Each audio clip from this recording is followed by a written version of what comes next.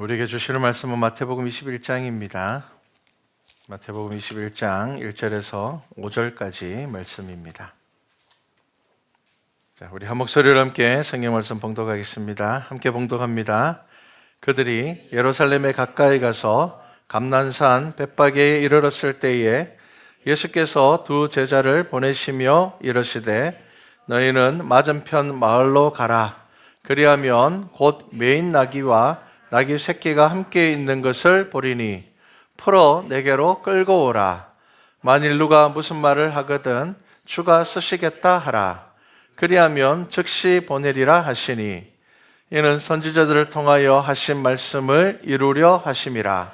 일러서되 시온 딸에게 이르기를 내 왕이 내게 임하나니 그는 겸손하여 나귀 곧 멍에 매는 짐승의 새끼를 탓뒀다 하라 하였느니라. 아멘. 나귀를 타신 예수님이라는 말씀으로 종료주일 우리 말씀을 나누겠습니다. 자, 종료주일은 말 그대로 예수님께서 예루살렘에 입성하실 때 많은 사람들이 종려나무 가지를 흔든 것을 기념하여 지키는 주일입니다. 그래서 이제 오늘 종료주일을 시작으로 고난주간 시작됩니다. 그리고 금요일은 이제 성금요일로 지키게 되고요. 그리고 또 다음 주일은 이제 부활주일입니다. 자, 오늘 말씀을 보면 이제 예수님께서 예루살렘 가까이로 가십니다. 그리고 감람산 벳바기에 이르렀을 때에 두 제자를 보내어서 너희는 맞은편 마을로 가서 매인 나귀 새끼와 그리고 나귀와 나귀 새끼가 함께 있는 것을 보리니 그것을 풀어서 내게로 끌고 오라 라고 말씀을 하십니다. 자, 그리고 예수님의 말씀대로 또 선지자의 말씀이 그대로 이루어집니다. 자, 예수님께서 이 예루살렘을 향하여 가실 때에 정말 많은 사람들이 환호합니다. 왜냐하면 선지자 혹은 메시아일지도 모르는 예수님께서 유월절을 지키기 위하여서 예루살렘으로 오신다는 소문이 이미 예루살렘 전역에 퍼져 있었습니다. 예수님께서 이제 본격적인 공생애를 시작하신 후 세 번째 유월절입니다. 자, 앞에도 두 번은 예수님께서 방문을 하셨지만 그 두 번과 다른 아주 특별한 분위기입니다. 왜 그런가 하면요, 일단 시대적인 분위기와 그리고 예수님께서 행하셨던 기적들 그리고 또 예수님의 강화의 말씀들이 맞물려서 이 이스라엘 백성들이 특별한 기대를 가졌습니다. 왜냐하면 예수님께서 하신 가장 많은 말씀이 무엇입니까? 하나님의 나라입니다. 사람들에게 가르친 가장 많이 선포되어진 말씀은 하나님의 나라였습니다. 천국은 마치라는 이 말씀들은 점점점 많은 사람들에게 이제 하나님의 나라가 곧 이루어지겠구나라는 기대를 가지게 했습니다. 자, 예수님을 환영하고 또 기대하는 무리들도 많았지만 그 중에는 또 예수님을 적대하는 사람들도 섞여 있었습니다. 유월절 절기가 되면요, 이스라엘 전역에 흩어져 있던 바리새인들이 다 예루살렘으로 모입니다. 왜냐하면 바리새인들에게는 이 유월절 절기는 가장 경건하게 보내고 자신을 또 나타낼 수 있는 시간입니다. 자, 그래서 많은 바리새인들이 모입니다. 자, 예수님께서는 나귀 새끼를 타시고 지금 예루살렘으로 이제 향하고 있습니다. 이 벳바게라는 지역은요, 이제 예루살렘을 향하는 가장 큰 길 중에 하나입니다. 그리고 아주 가까운 거리에 있습니다. 자, 예수님은 지금 혼자 움직이는 것이 아니라 정말 많은 무리가 지금 예수님을 따르고 있습니다. 어마어마하게 큰 무리가 예수님을 따르고 있습니다. 그래서 21장 10절 말씀을 보면 예수께서 예루살렘에 들어가시니 온 성이 소동하여 이르되 이렇게 기록하고 있습니다. 그러니까 온 성이 소동할 만큼의 무리가 지금 예수님을 따르고 있다는 것입니다. 자, 지금 이제 예수님을 환영하는 이 무리들이 어떤 말을 하고 있습니까? 호산나 다윗의 자손이여 라고 이야기를 합니다. 자, 예수님을 만난 무리들은 흥분하였고 종려나무 가지를 흔들고 있습니다. 종려나무 가지는요, 그 당시에 이제 전쟁에서 이기고 돌아오는 정말 승리하고 돌아오는 이 개선하는 전쟁 영웅을 환영할 때 흔들던 것이 종려나무 가지였습니다. 그리고 또 왕이 행차할 때 흔들어 주던 것이 종려나무 가지였습니다. 자, 그리고 호산나라는 이 문구도 우리는 그냥 하나님 찬양합니다라고 생각하기 쉽지만 호산나라는 문구 자체가 이제 우리를 구원하여 주십시오라는 뜻입니다. 자, 사람들이 겉옷을 내어 나귀 위에 깔고 바닥에도 깔면서 열렬하게 환영을 했습니다. 큰 무리가 앞장서고 또 다른 무리가 뒤따릅니다. 정말 어마어마한 장관일 겁니다. 당시에는 계급이 높을수록 높은 건물을 짓고 높은 곳에 살았습니다. 예루살렘 성 자체가 좀 높습니다. 그런데 이 예루살렘 성을 향하여서 가는 이 큰 무리는 대제사장과 헤롯을 비롯한 권력자들에게 가장 잘 보였을 겁니다. 그리고 그들은 이 무리를 보고 위기감을 느꼈을 겁니다. 왜냐하면 그들은 예수님의 가르침에 긍정적으로 속한 무리가 아니기 때문입니다. 그리고 지금 이 예수님을 따르는 무리들이 이렇게 환호하는, 열광하는 이유 중에 하나가 뭐냐면 나사로 때문이었습니다. 요한복음 12장 17절과 18절 말씀을 보면요, 나사로를 무덤에서 불러내어 죽은 자 가운데서 살리실 때에 함께 있던 무리가 증언한지라 이에 무리가 예수를 맞음은 이 표적 행하심을 들었음이라. 자, 지금 누가 나사로가 살아난 것을 증언하고 있는가 하면요, 나사로가 죽었을 때에 그 장례 가운데 함께 있었던 사람들입니다. 그러면은 이 장례의 절차에 함께 했던 사람들입니다. 나사로가 죽었던 것을 봤고 또 그 이제 시체를 염하여서 무덤에까지 넣었던 것을 보았던 그 무리들이 나사로가 다시 살아난 것을 증거하면서 다녔습니다. 우리가 분명히 나사로의 장례를 치렀는데 예수님께서 나사로를 살리셨다는 겁니다. 자, 그러다 보니까 이 죽은 자를 살리는 기적은 일반적으로 병자를 고치는 것하고는 다릅니다. 예수님께서는 이전에도 죽은 자를 살리셨지만 예수님에 대한 관심이 극에 달한 지금은 분위기가 달랐습니다. 그리고 예수님께서 하나님의 나라, 천국에 대해서 많은 가르치심을 한 것도 영향이 있었습니다. 자, 이제 군중들은 하나님의 나라가 가까웠고 다윗의 자손으로 오신 예수님을 통해 자신들이 기다리던 이 언약이 이루어질 것을 기대했습니다. 그런 상황에서 죽은 나사로를 살리신 것은 이 군중들을 용감하게 만들었습니다. 왜냐하면 이들이 외치고 있는 호산나라는 것은요, 이 로마 군인들을 자극할 수 있는 문구입니다. 자, 호산나가 무엇이라고요? 이제 우리를 구원하소서. 직역을 하면요, 구하옵나니 이제 구원해 주소서라는 의미입니다. 자, 21장 9절 말씀을 보면요, 자, 호산나 다윗의 자손이요. 자, 풀어서 이야기하면 뭡니까?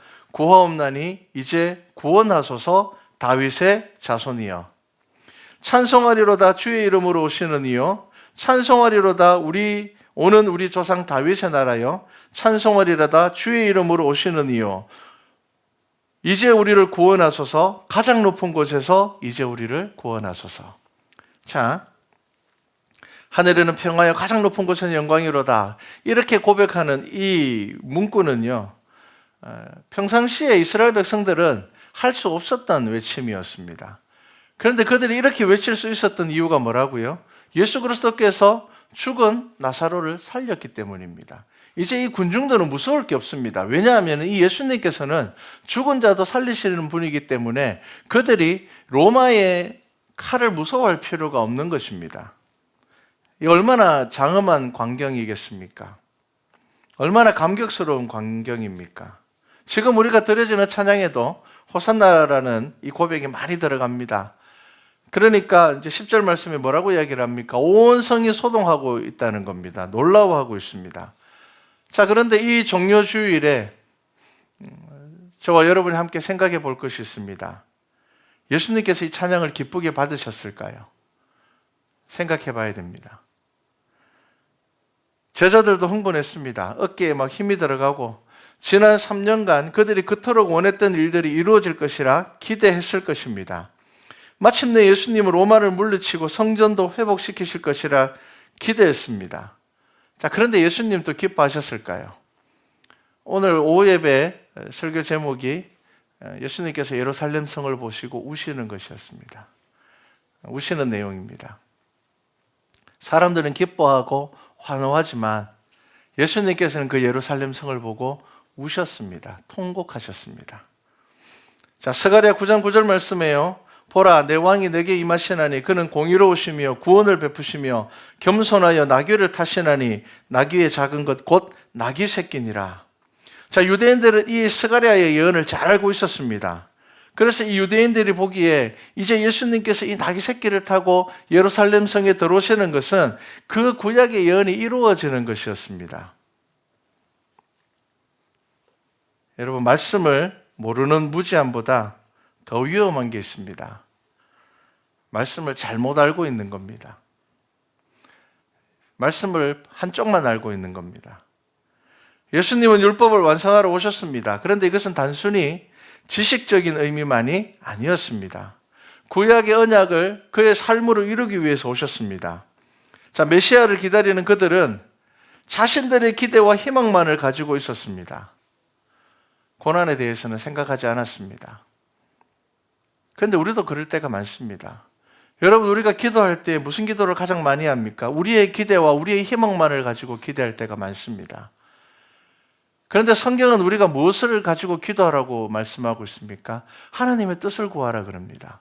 먼저 그 나라와 그 의를 구하라고 이야기를 합니다. 그런데 우리는 그 나라와 그 의를 구하지 않고 하나님의 뜻은 구하지 않고 이 군중들처럼, 이 무리들처럼 우리들이 가지고 있는 기대와 희망만을 가지고 있을 때가 너무 많습니다. 예수님 외에는 모두 축제였습니다.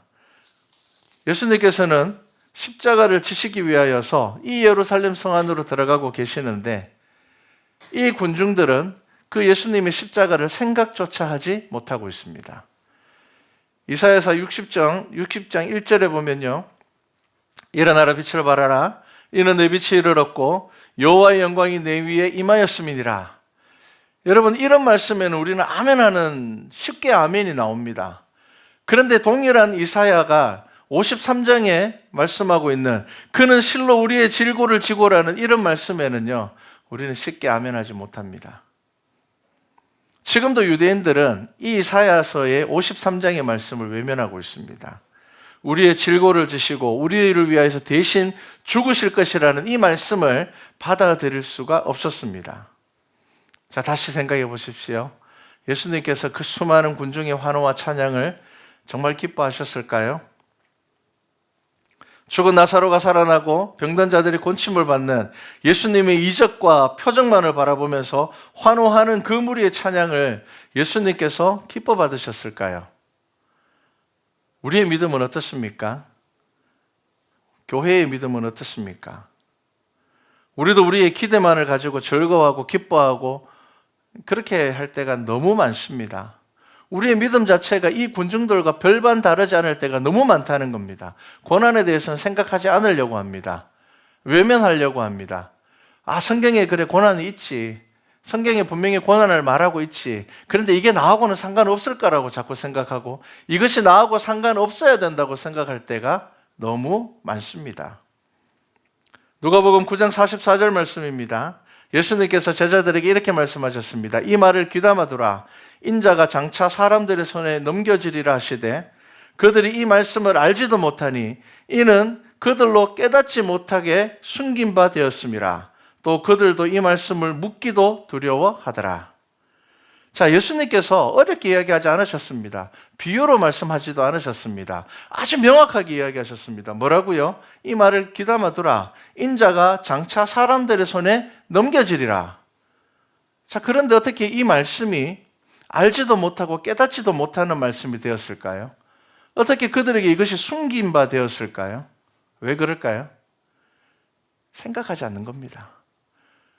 지금 예수님의 제자들조차도 지금 예수님께서 예루살렘으로 들어가실 때 수많은 사람들이 환호하고 막 열광하고 종려나무 가지 흔들고 뭐 이걸 보고 있는데 예수님께서 고난 당하실 거라는 것, 사람들의 손에 넘겨지리라는 것, 몰라서 숨겨진 것이 아니라 그것을 받아들이지 않은 겁니다.